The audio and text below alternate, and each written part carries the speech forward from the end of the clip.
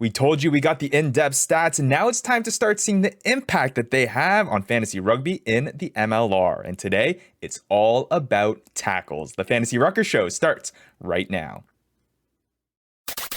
Where rugby and the world of fantasy sports collide.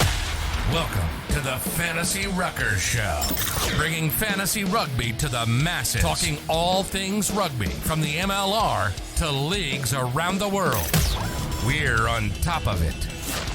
Headphones on, pads off. This is the Fantasy Ruckers Show. Now, here are your hosts, Ryan Yee, Matt Yee, and Devin Vanderpool. What's up, everybody? This is episode number 35 of the Fantasy Ruckers Show. Thank you so much to our Fantasy Ruckers League members, our community members, and everyone else tagging along on this journey of trying to make fantasy rugby a reality in the MLR. I'm Ryan Yee, and with me, as always, Matt Yee, Devin Vanderpool, and guys, it isn't fantasy rugby, but fantasy sports is getting into full swing in just a moment's time. We love fantasy sports here on the Fantasy Ruckers Show, so I have to believe, or I have to think, that you guys are in a pretty good mood right now. Yeah, I don't know what you're talking about. Oh, come on, Vanny. Look at you. You're bouncing. You're vibing. bouncing ready to this fantasy football Fantasy season. football's a vibe, man. Hey, look, now the fantasy football season is just a warm-up, all right? It's a warm-up. You're right. Fair enough. For fantasy rugby season. There we go. That's what we're training up for. Because you know what else I love, Ryan? You know what else I love? I love tackles. And you know what else I love about tackles? When they're virtual. And I don't actually have to make them. So let's get into it, Ryan. What a segue. Yeah, absolutely. We said it at the top of the show, and we've been saying it throughout the episodes over the past few weeks. We got the MLR in-depth stats, and we've been teasing it here of trying to slowly integrate those into our fantasy rugby league and trying to see what the impact that those stats will have on our last season and for seasons to come. So we're going to break that all down this episode. But yeah, for those of you who don't know, Vandy, Matt, and myself have been long-time fantasy players. We've been in a long time. What is it now, guys? 6 years, I think, that this keeper league for fantasy football has been going. I think year 7, actually. Year 7. Wow. Yeah, we've been keeping going, and yeah, like Matt said, just the precursor to fantasy rugby, because that's what I want to do. Vandy's saying that fantasy football is a vibe. That's what we want to make fantasy rugby become. We want fantasy rugby to be the thing that everyone's talking about, and we're going to try to do that right here on the Fantasy Ruckers Show. So before we hop into any of that, make sure you are following us at the Fantasy Ruckers, because that's where you're going to hear about all things fantasy rugby as we continue to try to make it a reality in the MLR at the Fantasy Ruckers on Facebook, Instagram, Twitter. You can also join our Discord channel. We're having lots of good discussions over there about the MLR and rugby around the world when it comes to the fantasy context of it.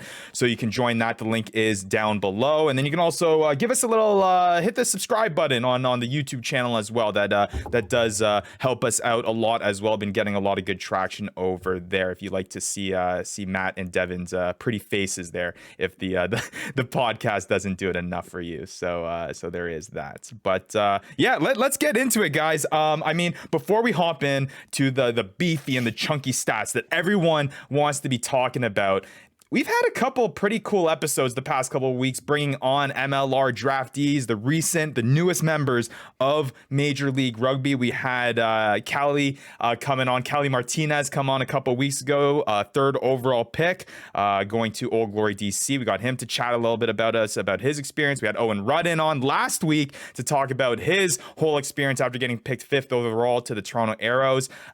Pretty cool so far, guys, talking to these guys and getting the insight about the league and the experience for these new players in the MLR. Yeah, no, it's awesome to be able to talk with these guys, get their kind of perspective on things, get their perspective on the draft, get their perspective on coming into a new season as a rookie. It's awesome. And I love the interviews. Absolutely love them. But hey, we had to take a break today for good reason, because we got stuff to talk about that we need to talk about. Stats, absolutely. Baby. Stats, absolutely. Baby. And that is a good segue into the Ask TFR show question of this week. And that's the reason why I bring this up, because before we get into the news and notes, the latest news and notes to get you all caught up with the latest happenings in the MLR, and of course, those stats that we need to tackle about. We need to talk about. We need to tackle these stats, right? Don't you forget. the Ask TFR show question for this week that came in for us from a viewer here after we've had these interviews. I think it was a really, really cool question. It's something that I'm interested to hear what your guys' thoughts is as well.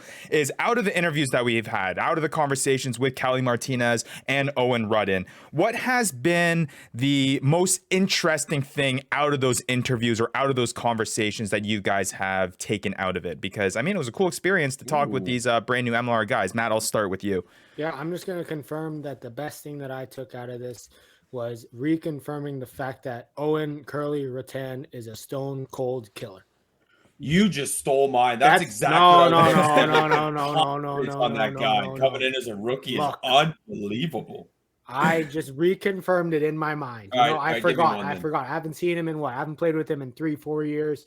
And I just reconfirmed in my mind the fact that, this guy's a stone cold killer. This guy will take you down legally and will absolutely make you feel it for the rest of the game. By the sounds of it, maybe illegally, he talked about some cards, some discipline. Hey. Always toeing the line. He's a change man. Take those over on my team. You know what? I accept the yellow card here and there. He's a change man. Maybe. We'll see. That was a cool one. I mean, if you guys listened or follow us on Instagram, we put a little teaser out there and his kind of response to when we asked him. Nameless faces, guys.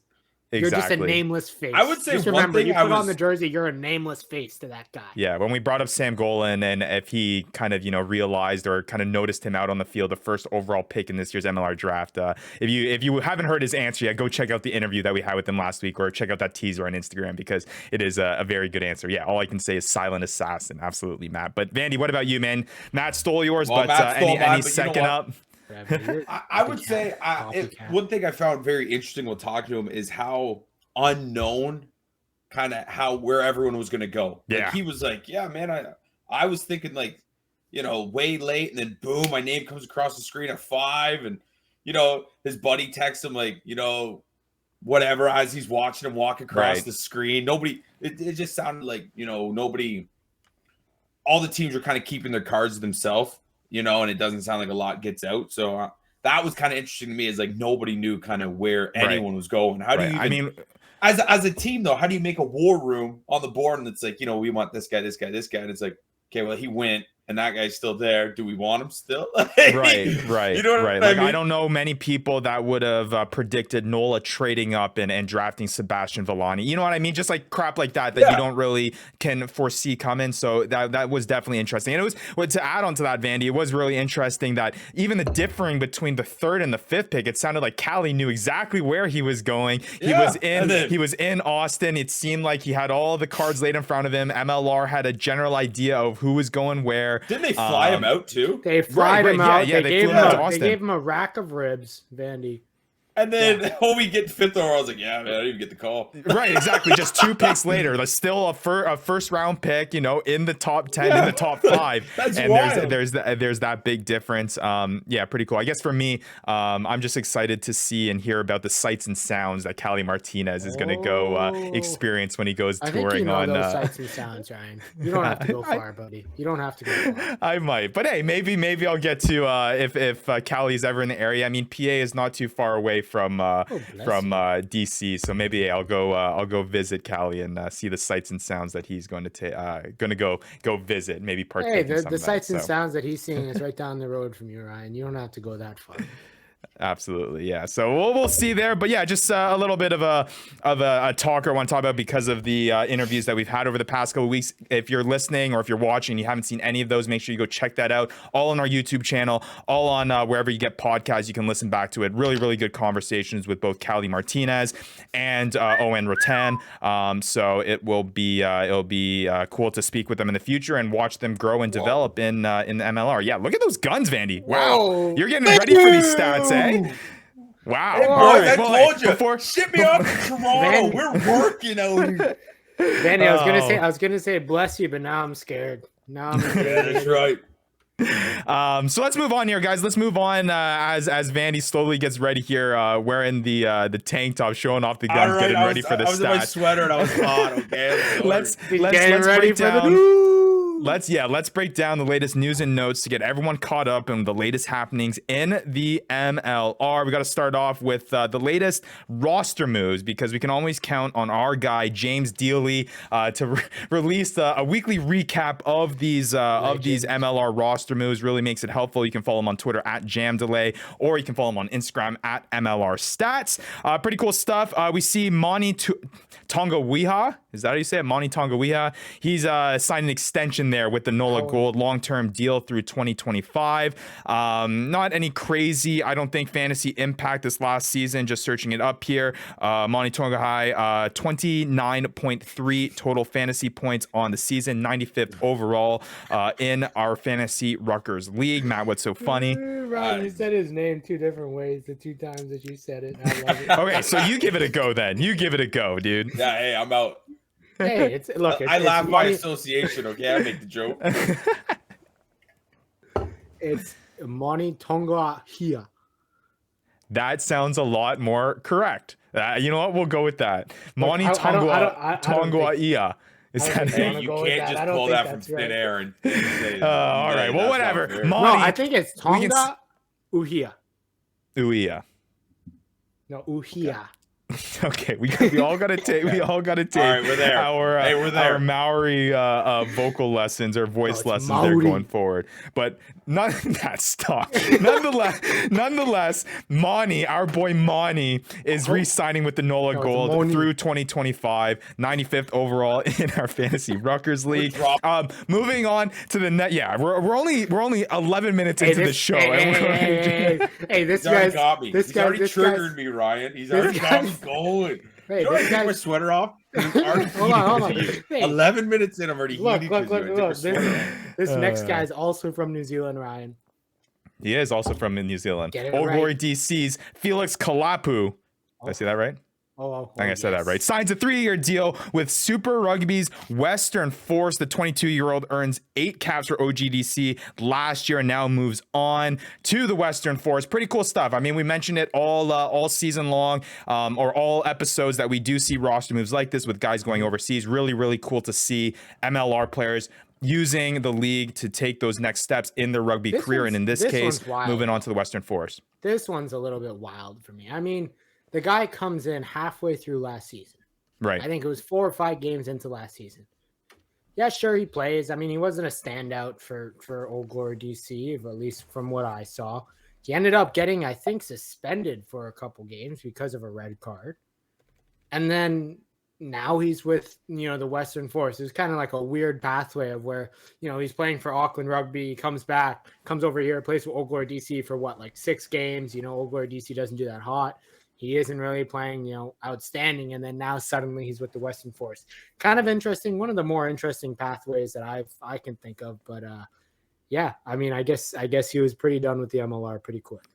Yeah, 10.3 fantasy points on the season for Felix Kalapu, 229th overall in the Fantasy Ruckers League rankings. Started 7 matches for Old Glory, appeared in 8 of them. Vandy, when are you going to stop showing that hat, man? That's ridiculous. Felix Kalapu, yeah, not too much of a fantasy performer, kind of interesting. Not, I guess, a staple of Old Glory DC, but hey. Nonetheless, those, 8 matches, Matt, had somewhat of an impact for him to find playing time overseas. You probably can attribute some of his playing, him being in Auckland and playing for the National Provincial Championships alongside homegrown force log Jackson Pugh over there. So, just things like that. I think just playing overseas,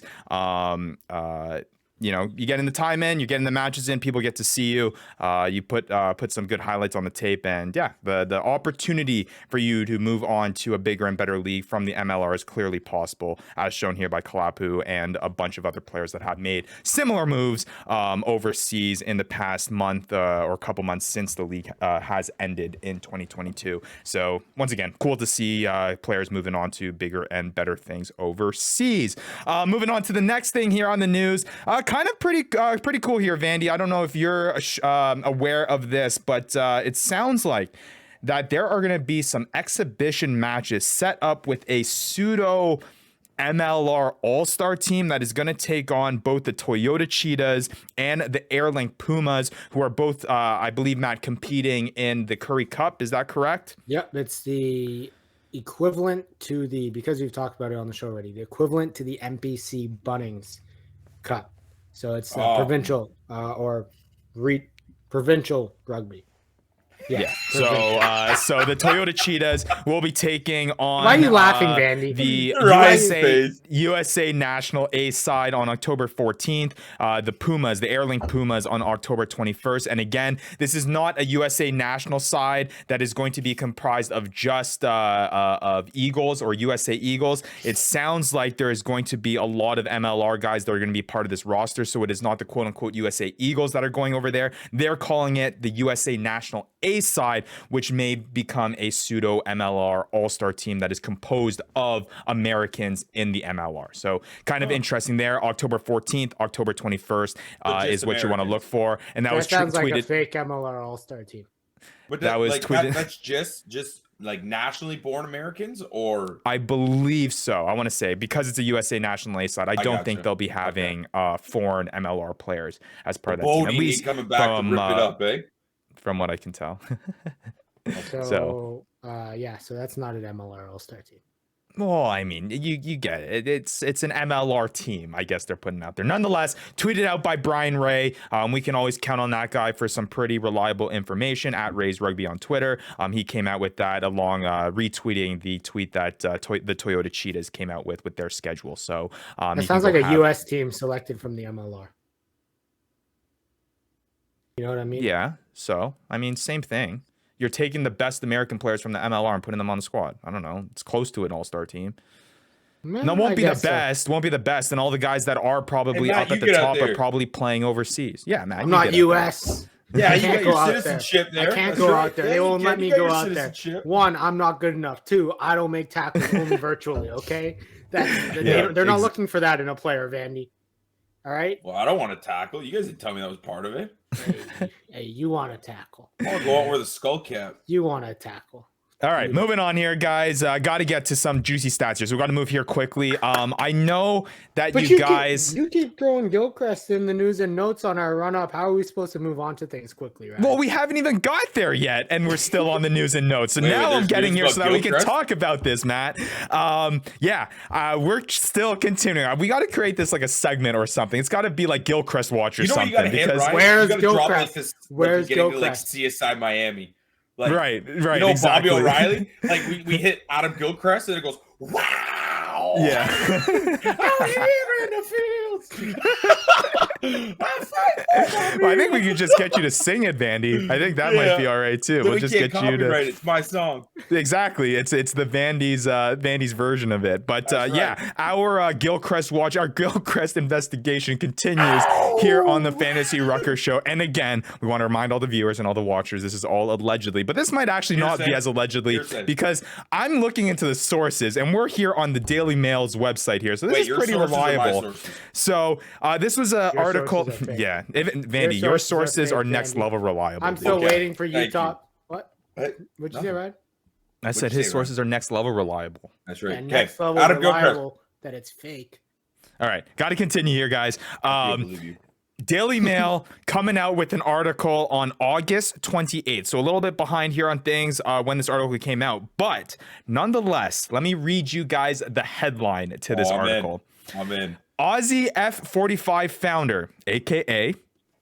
Adam Gilchrist, deletes his social media accounts and drops from site as he sells his $14 million mansion and walks away from the cult gym, and even his closest business partner doesn't know where he is. So apparently this guy is completely MIA. No one knows where he is. We reported and told you guys on the show or listening that he did sell his $14 million mansion. We did talk about that. But yeah, now apparently no one knows where this guy is. So I don't know really what that means. I think that just means that maybe it's even more sure that these MLR teams will be moving on from Adam Gilchrist, and maybe we'll be getting better names for these teams. But I don't know what to take from this. But nonetheless, Daily Mail reporting that Adam Gilchrist's closest business partner doesn't know where he is.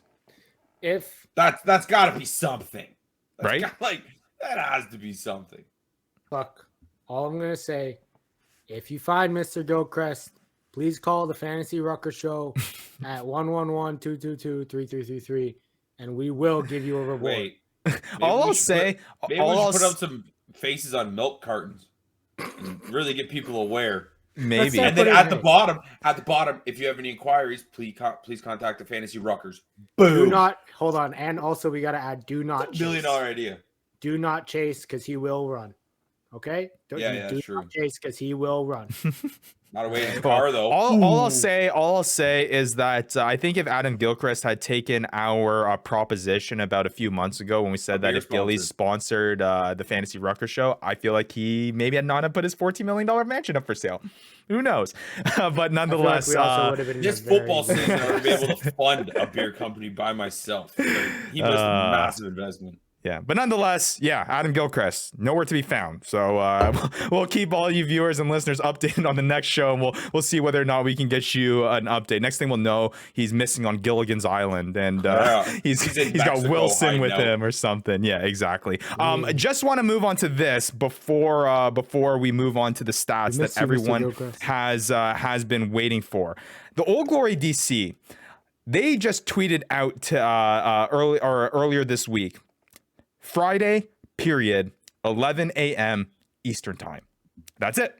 That's all we got. So I'm just going to say, and it says hashtag MLR 2023. So imagine, dude, if they were having tryouts, Vandy, we're sending you, I'm paying for your plane ticket directly to DC, and you're going to be Cali Martinez's loose head prop when it comes to that. You guys can team up, and you guys can be the front row.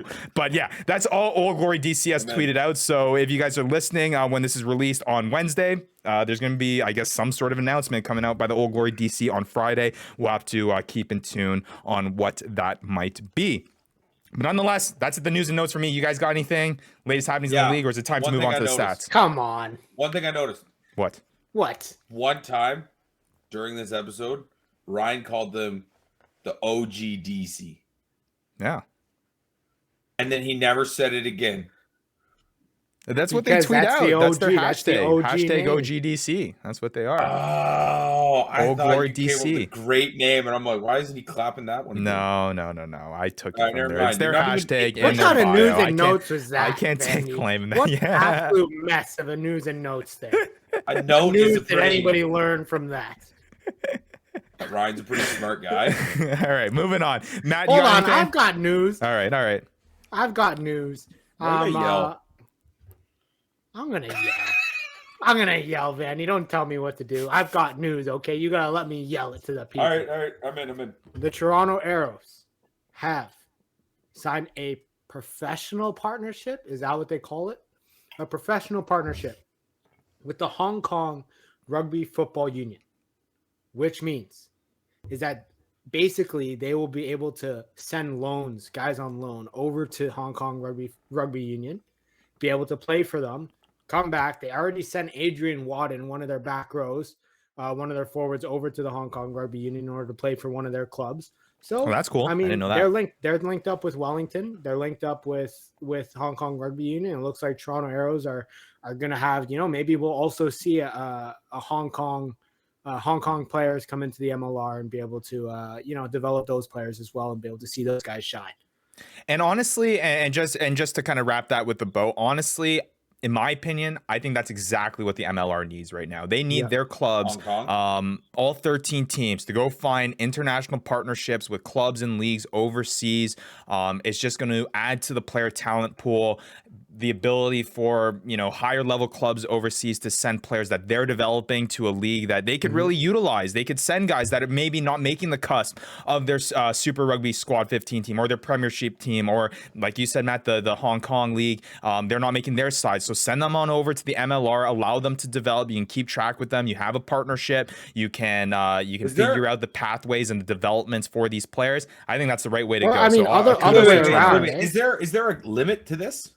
So you could just go trade with any league in the world, like if the All Blacks were just like, you know what, we like the Gilgronis. Well, you can't do the All Blacks. So I guess you could. At the end of the day, like first of all, these are theoretically you could do the All Blacks. Well, right? But there's versus international sides. These are professional sides. You know, they get paid to play. How would Hong Kong not They're be paid to- international? So because it's a Hong Kong league. it's not the Hong Kong team. It's the Hong Kong Union that runs the Premiership League there. Oh, yeah. So there's a bunch of teams, Vandy, that have partnerships with New Zealand teams. Like Toronto has a partnership with a New Zealand club overseas. Yeah. Seattle has partnership. Seattle has a partnership. Yep. So there are existing partnerships with clubs, with leagues in New Zealand and other countries. But yeah, I think that I think the MLR definitely needs to utilize this and really emphasize this, because if we can start exchanging players, and even like Matt, I mean, you could speak to this. The guy that's sitting on the bench, or not even sitting on the bench, not even dressing for, let's say, a Super Rugby side or a Premiership side even, they would be all-stars here in the MLR. So I think just having the ability. I was also saying the other way around, though. I mean, Arrows are taking advantage of this. I mean, True. Wadden, I don't think played that much last year. And, I mean, he's 23, I think, something like that. Right. He didn't play that much for the Arrows. They just drafted Curly, you know. They just drafted more back row. They have James O'Neill in the back row. That back row room is stacked. So, for Toronto Arrows, I mean, they get a chance to send this guy over and get him more playing time and be able to play in a high level competition. Because for those of you who don't know, Hong Kong is very good at rugby, even though you may not hear about them too often. But yeah, it works both ways from my view, especially the fact that it's not a team that's as prestigious as the Wellington Hurricanes. You know, it's a team where guys will actually have a chance to go over there, crack the starting roster, go on loan, get playing time, and develop. Right. Well, I guess it depends on the level of partnership there, Matt. You got a good point there. If you're partnering with, let's say, in Toronto's case, with, you know, Wellington, you know, bring on some talent pool from New Zealand over to the Arrows. If you're joining up with a partnership like Hong Kong, hey, Adrian Wadden, why don't you go over there and get a little bit of playing time? Both partnerships will have advantages in their own way. Nonetheless, at the end of the day, really cool to see that the MLR is getting more integrated into the international club rugby scene, which is always cool to see. So that's it for the news and notes for me. If you guys don't have anything else left, I think it's time to move on tackle to what these everyone stats. has been waiting for. That's right, Matt. Tackling these stats. We mentioned it. We were able to get our hands on some in-depth MLR stats, and now through the next, coming weeks, we're going to slowly integrate some of these stats into our Fantasy Ruckers League and see the impact that they actually had on the 2022 season, see how much it shakes up the rankings, see who goes where, see how many people drop, how many people rise, and just slowly start to integrate these different categories to see, hey, is this something that we want to add in our league if we do have the chance to do it, because it's sounding closer and closer that we might be able to do something like this, hopefully. Fingers crossed. And then we'll also learn, maybe there'll be stuff that we integrate that isn't something that we want to include and we don't think really dictates or exemplifies exactly what we want to see in fantasy rugby. But nonetheless, I think the general consensus so far as we've approached this episode, which has been a long-awaited episode, especially by you, Matt, is that we want tackles. And we've been wanting tackles for a very long time. And now that we actually have the tackle numbers, it's going to be cool to see how these rankings shift. So let's hop right into it. Guys, just overall thoughts on the before we hop into the actual numbers, just the idea of adding tackles into our Fantasy Ruckers League. Matt, I feel like we've gotten your opinion on this whole thing over and over again. So Vandy, I want to hear from you, man. What's it going to be like for a new rugby fan to now get to see tackles get introduced into the world of fantasy rugby in the MLR? I feel like low-key I built my team that way last year anyways. Like I had some pretty good hitters, like, Nathan DeHolt lands a lot of hits. I had Michael Smith. Like guys like that just seem to, even when I had Dominic Akina, he only came in at like the 70th minute and he still logged a couple of good tackles. So sure. No, I don't think it's going to be anything out of the ordinary for me. I kind of, that was a spot of the game that I like to watch anyways. That was a highlighted spot of the game for me. So I think I'll be able to pick up on it pretty quickly. Sweet. So let's dive right into it, Matt. I already know that you want to hear all the titles. So the way I wanted to do this is I want to break down give you guys kind of the idea of who were the best tacklers in the MLR, right? Without a fantasy perspective, who was the top? We've got to see kind of the top 10 overall, again, at MLR Stats on Instagram, at Jam Delay on Twitter. He's been tweeting out these stats, and he has had a graphic up about the top tacklers in the MLR, but I want to take it a step even further and start breaking down the top tacklers by position, because that's what's going to matter for fantasy rugby. It's going to be comparing guys in the same position at who are the best tacklers, who are the guys that are really going to be the anomalies there that you can scoop up if tackling was to be added into this Fantasy Ruckers League. So let's start off with the top tacklers in the league, and just go and go from there. I mean, we spoke about it, in many episodes before. Like I said, the graphic was up, but the top 5 tacklers in the MLR, doesn't matter about position: Corey Daniel, Michael Smith, Brendan O'Connor, Slade McDowell, Josh Larson. So those are your 5 top guys. Slade McDowell, Josh Larson on New England, Brendan O'Connor, Rugby New York, Michael Smith, friend of the show, San Diego Legion, and Corey Daniel, Old Glory DC as well.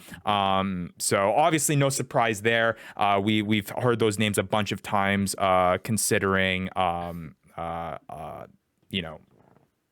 seeing those graphics and things like that. Interesting tidbit, and I don't know if this is going to be any indicator of how these positions are going to kind of outlay, but 4 of those top 5 players were all back row players. Only one was a second rower, and that was Josh Larson of New England. So kind of an interesting tidbit there. So let's start breaking it down by position now, and let's see who are our top tacklers of the year at each position. We got to start with the front row. Let me pull it up on the screen here. And our top front row tacklers, we got James Malcolm, Mazamo Mahalo, Rob Iramescu, Chance Wengluski, and your boy, Vandy, Andrew Quattrin, gets into the top 5. So James Malcolm's from the Seawolves, Mazama Mahalo of the Seawolves as well, Rob Iramescu of Old Glory DC, Chance Wengluski of Rugby New York, and Andrew Quattrin of the Toronto Arrows. Wait, who's Andrew Quattrin on? Yeah, he was on the Toronto Arrows last year. And he was on Utah, and then we traded him. He was a Utah Warrior for a little bit there too. And then he went to New England Free Jack. So now current New England Free Jack, former Toronto Arrow, Andrew Quattrin, racking up the hits. Any surprises there? Those are pretty, regular names that we're seeing up there. How many of those guys are hookers? Hey, we can't talk what they do in the offseason, man. Hey, James Malcolm is a hooker, right? Quattrin's a hooker. And Quattrin's a hooker. And then in 6th spot was Dylan Fawcett. So interesting enough. And then moving on to the second row position, we got in the second row top tacklers. Gotta be Momsen. You think it's Momsen? Is that your bet? Larson's number 1. Sure. We just mentioned him in the top 5. Momsen's number 3. Is that your guess? Yeah. All right. Well, here it is. Top 5 for second rowers. Josh Larson of New England at the top. Hey, Stan Vandenhoven. Vandy, you mentioned him. New England also getting up there in the tackles. Stan South of Old Glory DC coming in at 3rd. Johan Mumsen at 4th. There he is, Matt Rugby Atlanta. And then Nate Brakely coming in as well at the 5th spot, 79 of Rugby New York. Adding the points there, rounding it out in the top 5. So yeah, you guessed it. Johan Mumsen, Nate Brakely. These are some guys that I am noticing that were on your guys' squads that you guys had. Yeah. So why the heck didn't we? I was already set for this. Year? Right, exactly. We should have had back rows last year. And then quickly, we mentioned a bunch of the names there, so I'm not going to spend a lot of time on it. For the back row position, Corey Daniel, Michael Smith, Brendan O'Connor, Slade McDowell, and then Joe Johnson then gets thrown in there in the 5th spot for New England. He was racking up a bunch of tackles this year. Joe Johnson racking up a total of 220. Reichert Hadding was not far behind with 201. He sits at the 6th spot. That guy's a beast, man. Whoa. Is he a beast? Is he a beast, Mandy? because I mean he was pumping something into his veins. Whoa, Matt, they found out that it was not part of any PED stuff that he was doing. It was a part of his. There was something in some medication that he was taking. Matt. Come on, I'm not allowing it on this show to start spewing some crazy crap. All right, so we can't be sending out rumors like that. We can't be doing that. Unless he wants to come on here and clear his own name. Riker, you're always welcome, buddy. Man. Matt won't talk like this if you're on the show. Believe me. No. I'm way too scared of you. You're too big for me. I don't want to hit you ever. Ridiculous. You done that? You done spreading this crap around? Hey, you brought him up. I mean, right. hey. I just want to say something about the back rows. There's a lot of guys there that I think suddenly are, top picks in the draft. Sure. If you have tackling. I mean, Mike Smith is I think nowhere to be seen for tries. Frankly, look, and not to, it's all jokes aside. I mean, you bring up Reichert Hadding. I mean, imagine that guy scoring tries and being sixth in the league in sixth in back row and tackles. Right. I mean, that right there is enough to put Reichert Hadding, way at the top. A guy who does it on both ends, And we're getting there. We're going to break it down. We're going to get to the fantasy points. We're going to get to the fantasy points. Let's just continue with the total tackles. Benefits to like second row even. Sure. Absolutely. See a lot of points. Absolutely. And we're going to get into all of that. I just want to get through all these positions and who the top tacklers were. And then we're going to get to the actual season rankings when it comes to fantasy points. For scrum half, I think this is where it starts to get a little bit interesting, guys. We know that forwards are going to be hitting, but it's if you can get some backs that can hit too as well, who obviously had, a big part and impact in last year's fantasy rugby season because of their increased probability of scoring tries. So if you can nitpick the guys that can score tries, from the back line and also are really big hitters and get themselves involved at the breakdown, maybe something to look out for next season. Looking at some of the scrum halves, man, there's some hard hitters in the MLR. JP Smith at the number 1 spot, racking up a total of 152 tackles. That's pretty incredible for a 9. You're talking about that's only 50 shy from some of the top back row tacklers in the league. So kudos to JP Smith for getting physical last season in 2022. John Poland coming in at second, Harrison Goddard at third, Danny Tusitala at fourth, and Andy Ellis at fifth. Look at the old man still putting in the work. Hey, I guessed those last two in my head. I was surpassing the triple digits, racking up 106 tackles. So finishing off his last career rugby year with a little bit of physicality for Andy Ellis. But some pretty interesting names up there. For me, though, basically what I see here is the 5 guys that were the biggest staples at their position. These were guys that were not getting subbed out at 9 that often. I mean, Andy Ellis, you can kind of maybe go here and back because he made it, wasn't always playing the full 90-minute game, which is probably why he sits at the 5th spot, 80-minute game, and that's why he's sitting at the 5th spot. But guys like JP Smith, John Poland, Harrison Goddard, Danny Tusitala, these are guys that basically were playing the staple 9 position for the entirety of their season and for their team for the league. Let's move on to fly half because this is where it starts to get interesting. I started breaking it down because I also have missed tackle stats as well, which we'll get into a little bit.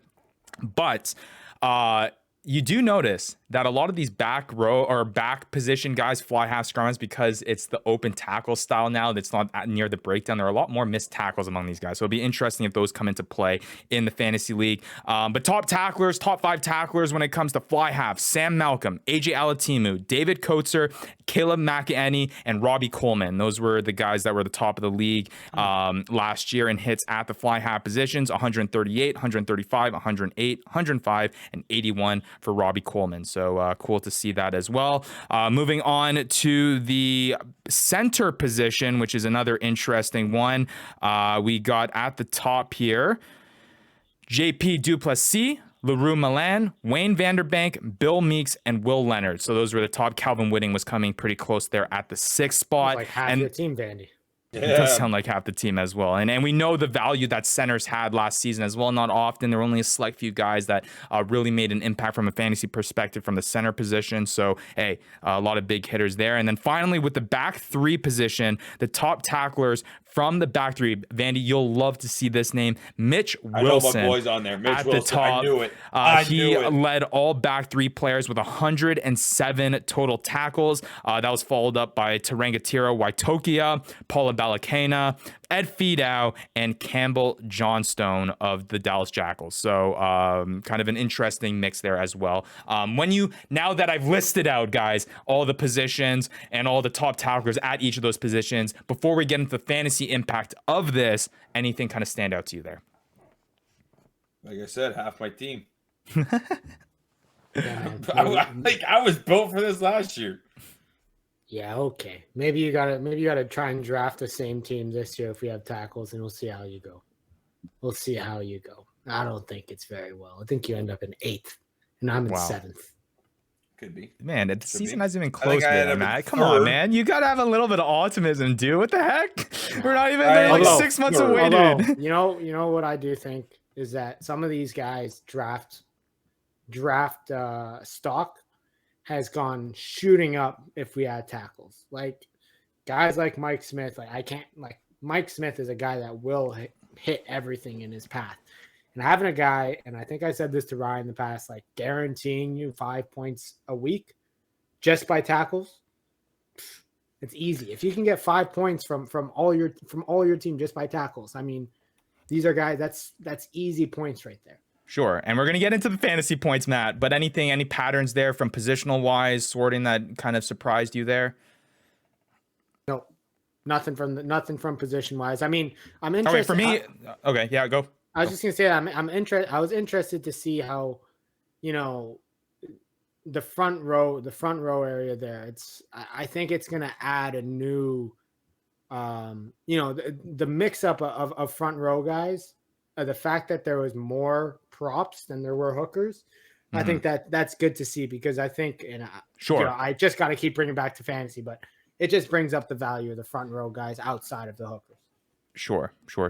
Yeah, no, it did seem like last season that if you're picking up a front row guy, I think out of all the 8 teams that were there, I think majority of them were starting hookers at that position if you had one. For me, it's just seeing how many hits that 9s were getting. So if you can add the try assist, you can add a little bit of scoring in there too.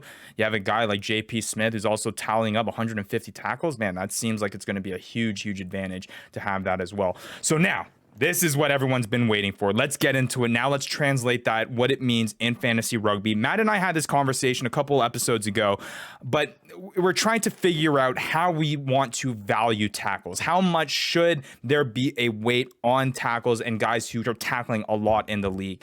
Matt, I did you say 0.5, I think, last week, I think is what you mentioned. Vandy, does that seem something that's right to you? 0.5 for a tackle? 0.2. 0.2.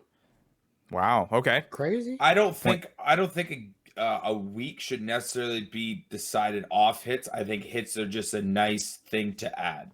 Okay. I still think having a very heavy scoring league is more like fantasy. Like that's very in line with fantasy football.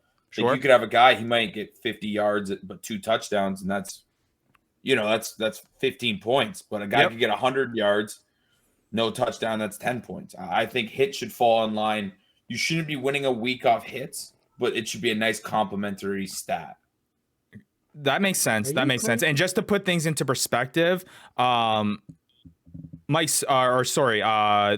Daniel, who was the leading tackler in the league, who racked up, I believe it was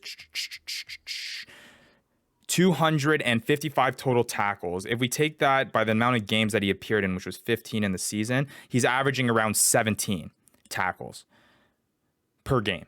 Yeah, so that's what I mean. So times that by 0.2, that's around 3.4 fantasy points. If you were to do it by 0.5, that would be what? 8.5 fantasy points, I think. Exactly. So that's a monster game. But 17 tackles a game is a monster game. I mean, right. Don't you want to reward? That's like the best of the best, right? To me, Vandy, I mean, we have no statistics that rewards defensive players. No statistics. Everything leans towards tries. How do we balance that? We bring in the most important statistic in defense, tackles. How many tackles are you making? How many tackles are you getting involved in? But the thing is, just because you add new metrics, they shouldn't overweigh a current metric. Like if an assist is worth, what's an assist worth? 2 points. 2? Yep. 4 tackles is an assist. I mean, some guys don't get 4 tackles in a match. I mean, think about it this way. Mike Smith doesn't score a try all year. A guy like Ed Fido averages 1 try a game. But from 30 meters out, he's getting the same amount of points. But to touch on that, now Ed Fido is just he's in a league of his own because he top 5 in tackles in that position, and he was the top 3 try scorer. So now he's in a league of his own. So is Reichert Hadding. So are guys like that. I mean, guys that are scoring tries. And to me, you don't want to have guys on a pinnacle like that. You want to have everybody. You want to have your top echelon guys, but not so far that they're out of this planet good. You want even if you look at football, the top guy might only be 20 fantasy points ahead. With this system, if we implement 0.5, we're gonna have guys that are untouchable, and completely untouchable. And you know what the best way? To be fair, like if I am Riker Hadding and I score a try from 50 meters out and I make 15 tackles in one game, I mean, I would be pretty mad if I was looking down at my fantasy numbers and realized that I didn't even get over 10 points for that, because that's a game that has to be rewarded. I mean, you can't. I think the worst thing that you can do is watch a guy score a try, be all over the field on defense, and then look down and say, "Oh, that's all I got for that performance. That's all I got." Like, I think tackles need to be given a bit more of a value in order to. I don't think that we'll see that pinnacle. And Ryan, I mean, you can tell us the stats here, but I don't think we're going to see that pinnacle of there's these few guys that are just running away with it. Well, that's what I was just going to say. The best way to settle this argument is let's put it to the test. Let's see where people fall when we put them. Let's see where they fall when we put those point values in. But both of you guys bring up great points. Vandy, you're right. You don't want to overpower something and give a brand new category just so much weight that now it's over dominant. Now we're flipping towards the other end, right? Last season was all about tries. Now next season is going to be all about tackles. But then Matt, to your point, you want to find that kind of sweet spot so that you're rewarding guys who are tackle monsters and are out there, really putting the grind. 15 tackles is a lot. A guy should be rewarded with that. It's just how much should you reward that guy? So let's have a breakdown here. Let's take a look at where these rankings fall, and then I'll ask you guys the same question again on whether or not how you think these should be valued. So the way I did is, because we had that conversation last week or a couple weeks ago, Matt, I valued it at 0.5 fantasy points. Okay, so I put that in there. And Vandy, if once we get through this, you can tell me if it's still something that you think is overpowered, or if this is something that, hey, you know what, I actually think that this is something that is not too bad than what I originally thought. So the way I'm going to do this is we have our top 10 fantasy players from last season, and I'm going to go through them quickly for you guys so you guys remember kind of how last season played out. Bodine Waka, Ed Fido, Joe Peterson, AJ Alatimo, William Tavatina, Mitch Wilson, Reichert Hadding, Renana Roberts Tanana, Sam Malcolm, and Rohan Saifaloy. So out of those top 10, only one player was a forward. So again, emphasizing the fact of how much of a weight was put on try scoring. If you had a guy like Reichert Hadding who also had that ability to find the try line, that athleticism, you had a huge advantage there. But let's start tying in here with tackles ranked at 0.5. Or 0.5. That's the weirdest way to say it. 0.5. Where does this shift things? Who do you think was our number one? Reichert Hadding. Ed Fido. Ed Fido. Reichert Hadding was our number one. So he shoots up the board from 7th to 1st. That's a 6-spot roster change. And he goes from 70.9 total fantasy points to 171.4. So he over doubles his points. Right. But then again, I'll go through the top 10 here, and you'll start to see that everyone starts having some pretty wild points. So we look at Reichert Hadding, number one, 171.4 fantasy points. He moves up 6 spot. But guess what? AJ Alatimu's moving up at the 2nd spot now. He's racking up 165 fantasy points. So a guy that not necessarily... He wasn't even in the top 5 of halves. I'll have to go back. I think he was, but nonetheless, 135 total tackles, nowhere close to the 201 that Reichert Hadding had done it, but he was able to overcompensate that with, the try scoring, the kicking, and all of that. So you're starting to see a little bit of a balance. So let's go down here. Reichert Hadding, AJ Alatimu, Slade McDowell, Ed Fidow, Corey Daniel, Brendan O'Connor, William Tailatana, Bodine Waka falls all the way down to 8th spot. And then we got LaRue Milan and Michael Smith. So we turn essentially a top 10 that was filled with 9 backs and 1 forward now becomes a top 10 that includes 4 forwards and 6 backs. Ryan, can you do what's the difference between the Reichert score and then the 10th guy? Mike Smith. Reichert score and the 10th guy. Let me do quick math. So Reichert Hadding has 171.4 fantasy points. Yep. And Michael Smith had 138.7 with tackles ranked at 0.5. So that is what? Boom, so a little bit over 33, right? 33 points. So, I mean, that to me doesn't seem like a pinnacle or like a whole new tier. Like 30 points. I mean, we were already seeing that spread, if not more, within the top 10. Ryan, what was the spread before in the top 10? Let me put that up. So between him and Michael Smith, or the top 10? Between in the old top 10 without tackles. I see where you're going. This is a very good point, Matt. So the top without tackles, the top fantasy player was 126 points with Bodine Waka.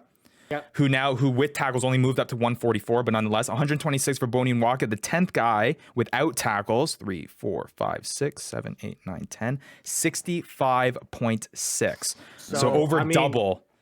That's but that's with only offensive metrics. Right. But if we're talking about peaks, if we're talking about guys that are ending up in these OP overpowered kind of peaks, we saw that last year. Like we saw that with these guys that straight up carried wins. I mean, we saw Ed Fidow, we saw Bodine Waka, AJ Alatimu. These guys were carrying wins. Whereas, hey, look, now that we got the spread from 1 to 10 down to 30, right? Now we're gonna see guys, and mind you, Mike Smith is a guy that scored 1 try on the year. One try in the year, and that's he ended why up to in me 10th, it's too right? much. It's too much. A guy who scored 1 try should have no business being in the top 10. You got 1 try. He was also the second leading tackler in the entire league. See, to me, tries aren't the only part of the game, right? Yeah, I understand that, but to me, like if you add this much emphasis on that metric, you're gonna ruin certain positions. Like back row would go from pretty much being very relevant, super relevant, to almost irrelevant. If you don't have those, no. You mean back row would be relevant. Back 3. Sorry. Back three. Right.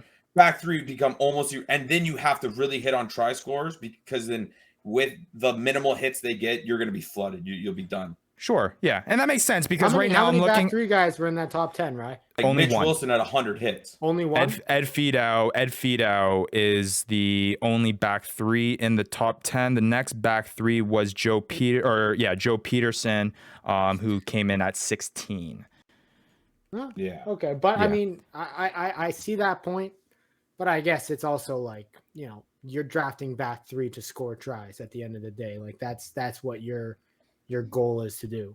And I think what's interesting, what this mind kind of exercise is really interesting to me, at least, is that with your two guys' varying backgrounds, right? Matt, obviously you've been involved in rugby for a really long time, so you know the intricacies and you know kind of the structure of the game that requires to be successful. And Vandy, coming from a kind of like a football background, just like a fantasy sport background, it's always been really about offense. You know what I mean? It's been about making sure that the offense isn't diluted. They have defenses in fantasy football. You don't want to overpower your defenses. So now that's what's, dictating who is successful and who's not successful from a week to week basis. It's just finding, I guess, that middle ground, because I do agree that when it comes to rugby, at least fantasy rugby, I think tackling in itself has, not that tackling isn't important, obviously, in football, but I feel like tackling and defense is a much bigger integral part of rugby's kind of whole. I don't know. It's hard to explain. It's a little bit more, Matt. You get what I'm saying? Like it's a little bit more from a strategic standpoint. You know what I think is actually the best way that we should go about determining what the best score structure is picking the score structure that aligns our top fantasy scorers with the all MLR first, second, and third team. You know, how well do we capture all the Sure. all-star MLR first in our first 15 or in our top 20, right? Right. I mean, I think that'll be the way to look at it, and that's kind of the game that you have to play, because there's points on both sides. Like you say, Ryan, there's points on both sides. I mean, you can value tackling high, you can value tackling low, right? At the end of the day, what we're trying to do is figure out how we can make sure that how we value certain statistics is Right. as close to align with how you value watching a certain player. Like, this guy is playing a really good game. You should look down at your phone, theoretically, and say, oh, yeah, this guy's getting good points for me this week. Like, he's playing a good game. He's getting a lot of good points for me. It should be that easy. And that's what I think we should target for. Sure. And to that point, I think, Vanny, like, you see that in fantasy football, right? Like, you see a guy getting a lot of touches. You see a guy getting a lot of carries, 5 yards of carry. Yep. Good game. Like, he should be getting me good points. And it should be the exact same when you look down at your phone. Like, a thing that comes to my mind too is when you get like in football, or not in football, sorry, in rugby, it was very tough to see who kind of was doing the tackling when it got all crazy. So to me, it would be like, it'd become more of, okay, I don't really have to have my ear to the ground anymore. I can just box score my team, because there isn't that emphasis of, okay, was this guy in the field? Was he getting the ball up? Because now you can literally just box score a team and be like, you know what? I could run a pretty successsul team. But hey, that also makes it more accessible, right? Like, I mean, that makes it more like how many people in fantasy rugby only watch only watch the games because of fantasy rugby and to watch the guy that they're playing. Two, maybe don't even watch the games and are just on their phone on the app trying to. But I would say those people are less successful in football than they would be in rugby with this. Yeah, fair enough. Yeah, but I think also, Vanny, you got to remember that it's not like it's just tackles. We still have all the stats that we were doing last season too. So you still have to watch watch the games, because maybe tackle you may not know. And to be fair, there are a lot of big hits where you'll know that your guy is making a damn big tackle when it comes to that. I it's just crazy. Like, Joe to me was like everything, and now it'd be like, well, Joe's 16th. It's like, oh, okay. I mean, you would still, but see that I think, he wouldn't even really rank even that high as a fly half now, would he? Where would he be if we did that metric? Where would he rank as fly halves? I would have to check, because he lost his fly half eligibility. So, I mean, he would be second over. To be fair, he would be the second best back three in the entire league in terms of fantasy. So that's still something to be had there. And just to go to your point, Matt, that just kind of shows that at least we're on the right track. Maybe 0.5 isn't the exact number that we're landing on here, but to talk about your spread between first and second guy, the first and 10th guy, that same spread was 60 points. When we add tackling at a 0.5 value, 60-point difference is now from 1 to 50. Yeah. So you're now integrating another 40 players into that kind of same point spread that are now fantasy relevant players. And that's also what we want, right? We want to obviously, one, like you're saying, Matt, reflect the good players that are part of the league and the good players that are on the field and playing real rugby. We want those players to also be good in fantasy rugby. But then it's also integrating as many players as we can to be fantasy relevant. So there are options for fantasy owners to go out there and pick different guys. I feel like that was also a big issue that we had, was that there was just not many guys to choose from. And when you were taking a flyer on some guys, it was often just, I'll just go with that guy because, he's on a good team and he gets some opportunity. Or you know what I mean? The Dallas Jackals. Or he's facing the Dallas Jackals. Exactly. So just an interesting point there. I think what you guys will be interesting thing as we start rounding out the show. Just we can talk about these stats all day long, and I don't want to bury it with a bunch of numbers for you listeners and viewers out there. We're gonna try to digest this and try to get these out to you guys as best as possible, and try to kind of continue that conversation about adding tackles. But I think the two things that I want to touch on here is who changed the most when you added tackles, and what positions were hurt the most or benefited the most by adding tackles. I think by reading out the top 10, you guys can kind of predict on the position stuff on it. But what players really, really had an advantage of adding tackles into the league? Mike Smith. You know some guys that, and these are guys that I think, Mike Smith. some that may add some different things. And no, surprisingly, it's not Mike Smith. Mike Smith's one try made him a guy that hasn't moved as much as you would have thought that he would have moved. But you're talking about some guys, man, that are just grinders in the league. You're talking about Rugby Atlanta's Will Burke. He went all the way from 517th to 207. -4 total fantasy points to 47.5 fantasy points. You're talking about guys like Malcolm May on the NOLA Gold, who went from 517 to 215, a 302 jump. Samu Manoa, Appy Nicotini, Matt Fringes, Josh Larson, Stan Vandenhoven, Kyle Stewart, Bronson Telez, Chance Wengluski.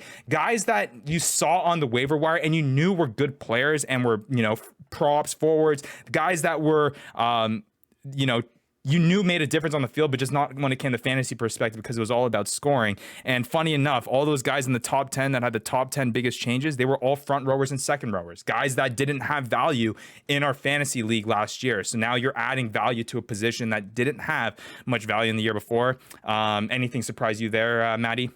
Well, I mean, yeah, I don't know. Now I'm kind of thinking that maybe 0.5 is too much for tackles because, yes, we want to see those guys move up. Yes, the tackling and getting rewarded for tackles. But, I mean, what was it, 200 and something to 47? That's a lot to move up. -4 to 47 Yeah, that's quite a bit to move up. And now I'm leaning towards Vandy's side. After you brought up those I think points. 0.2 might have been – I might have been a little low too. I think we kind of happy medium 0.35. There we go. I can see 0.3 being good. Yeah. 0.3. I mean, I feel so. What I think about the whole thing here, and I think I'm almost kind of thinking on the fly here, the best way to kind of narrow this number down. But I feel like if we can kind of take the average, what is the average number of tackles that an MLR player is getting per game? Right? How many, and obviously you might have to break that down by position because obviously a prop is going to get a whole lot more tackles than a back three player would or a winger would. I mean, I would think the opportunity, or a back rower, let's say. Back rower, you know what I'm saying? You might have to split up by opportunity, but let's find out the average tackles that a player is getting in a game, then figure out what is a suitable amount for an average game. If a guy gets an average amount of tackles, what do you guys think is a suitable amount of points for a guy that does that? So I mean that might be an interesting conversation. Frankly, for me, I think that it should be, what do we call an outstanding game? How many tries do you get for an outstanding game? And how many tackles, based on the stats, what was an outlier in the tackles? Did some guy get 30 tackles in one game? Okay, this guy got 30 tackles. How do we compare that to the top number of tries that was scored in one game? 4. Look at the points of that and say, okay, is that what we want to see in the balance? Is that if somebody gets 30 tackles, is that how many points you want to give him? The exact same as 4 tries, less than 4 tries, more than 4 tries? But yeah. Yeah, because right now we can tackle these all night long, but yeah, because like you said, if you translate it right now with 0.5, you're saying that about 10 tackles is worth a try. So take that for as you will. Just quickly here for the rankings or positions that changed the most negatively. Surprisingly, it was all 13 special set pieces. All 13 set pieces dropped in the rankings. -215, -212, -212. The relevance of set pieces went way, way, way down because just the ability to rack up points from the set piece was only set piece try, assist, and if they get the bonus points. So just the volume of points that set pieces are getting just can't compete if you are to add tackles. But to get into the players, you're talking about guys. I was going to just say that. I don't even know if you can do that, though. That might be something. That would be interesting. Maybe if they hit a certain threshold, kind of like the fantasy football, you hit above 50 tackles, you get 1 point. Above 100 tackles, you get 1.5, something like that. That might be interesting. We're workshopping here. This is great. That could be cool. Did somebody say the fantasy football season coming? All I'm thinking about is fantasy rugby. There we go. And then you go into the players. Martini Talapusi dropped 178. Zach Pangelainen dropped 178. Brock Webster 177. Jax Hidalgo 171.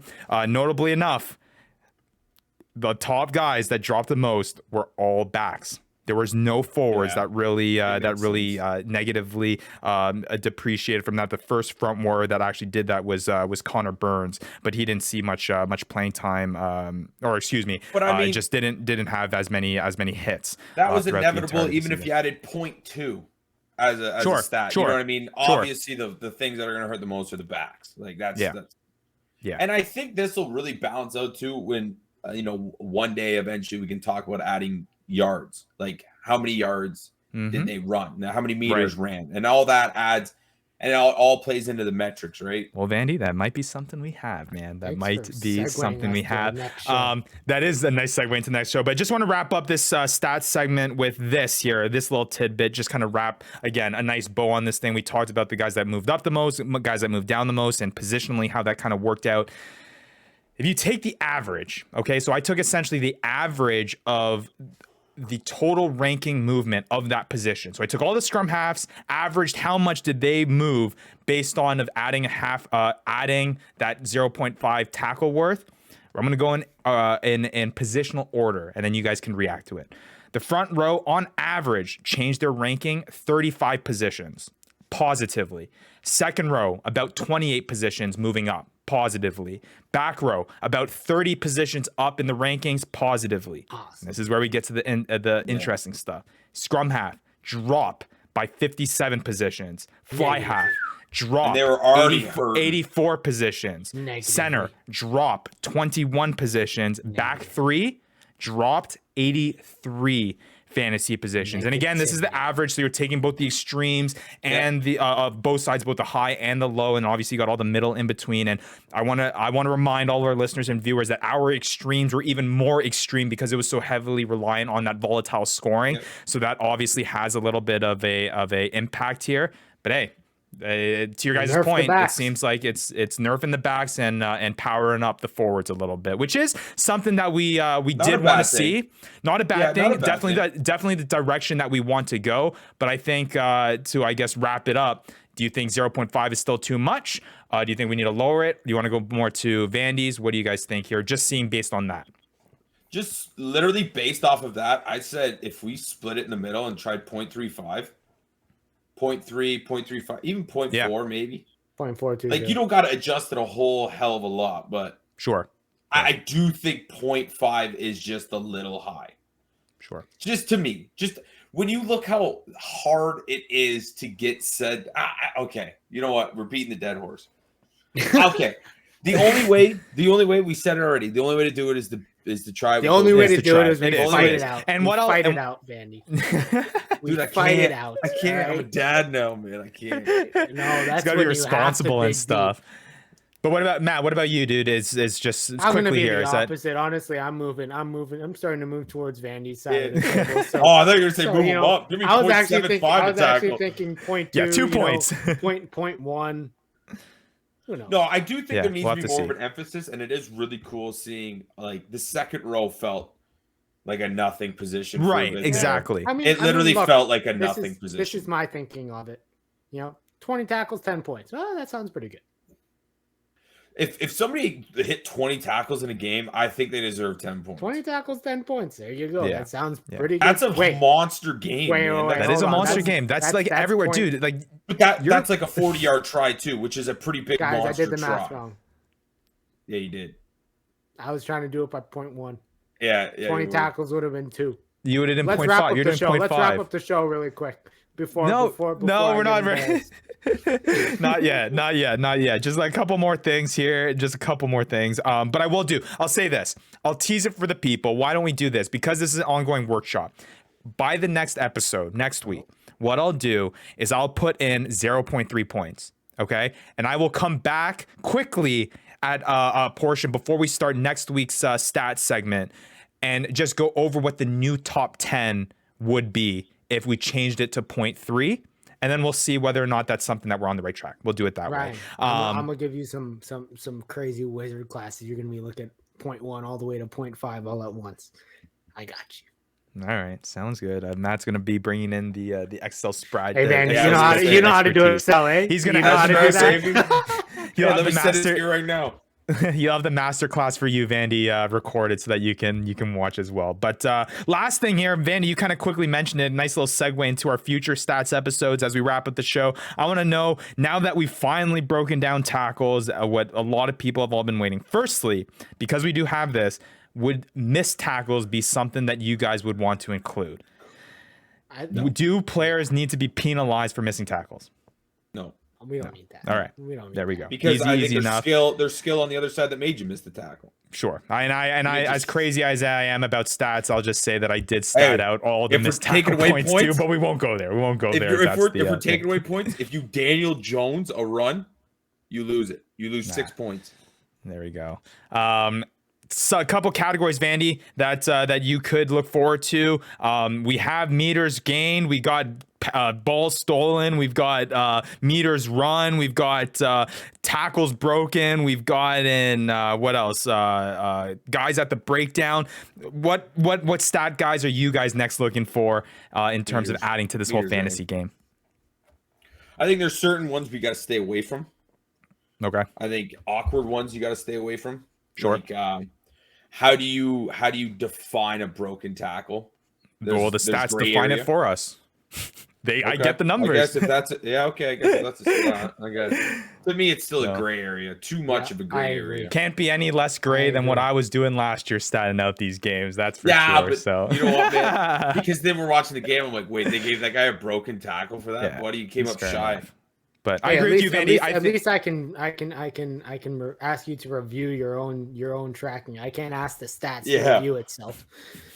Yeah, no doubt. You were honest with it. But you think the MLR cares about us? But I totally agree with Vandy. I mean, anything that's ambiguous, like, broken tackles, missed pass, those things shouldn't be penalized. And plus, I also think we need to stay away from taking away points. We're a league that clearly needs to find ways. Sure. Yeah, and I'm not just saying taking away points. Stats, the categories too that add points. I'm just saying in general, what do you guys want to see? I'm saying the perfect mix 3, what we need on the defensive side. I don't even think we worry about ball steals, tackles. On the offensive side, to balance it out, meters gained. Boom. Yeah, I think that balances each other out. You're getting something without having to score a try. You're getting tackles that are also equivalent to true. Not having to score a try. And that's a good note to finish on too, is that nothing is mutually exclusive when it comes to this fantasy game, right? The rankings will change as you add certain categories, and certain categories are going to have more of an impact than others. And Matt might have a point here, Vandy. Maybe right now, just because we just added tackles, maybe it seems lopsided, but as 100%. Soon as we add the 0.1 meters gained, maybe that all of a sudden, kind of evens things out. So it's something, again, that we're going to be workshopping through this entirety of the offseason.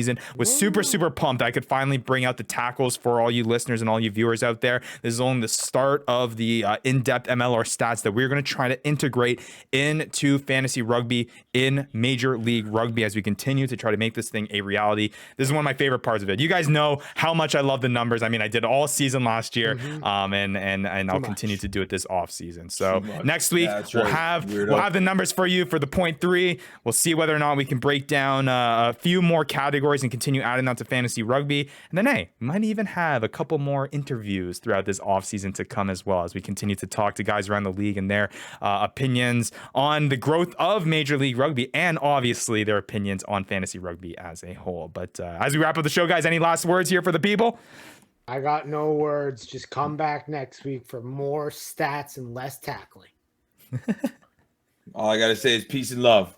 Peace and love. Yeah, good note to end on there. But for Matt Yee, for Devin, Vandy Vanderpool, make sure you guys are sticking around. Follow us at the Fantasy Ruckers, and we'll see you next week. Vandy's jacked. You've been listening to the Fantasy Ruckers Show, bringing fantasy rugby to the masses, covering everything rugby from the MLR and beyond. We hope you enjoyed the show. Make sure to like, rate, and review, and be sure to tell all your friends. We'll be back soon, but in the meantime, connect with us on social media at the Fantasy Ruckers. Till next time, this is the Fantasy Ruckers Show, signing off.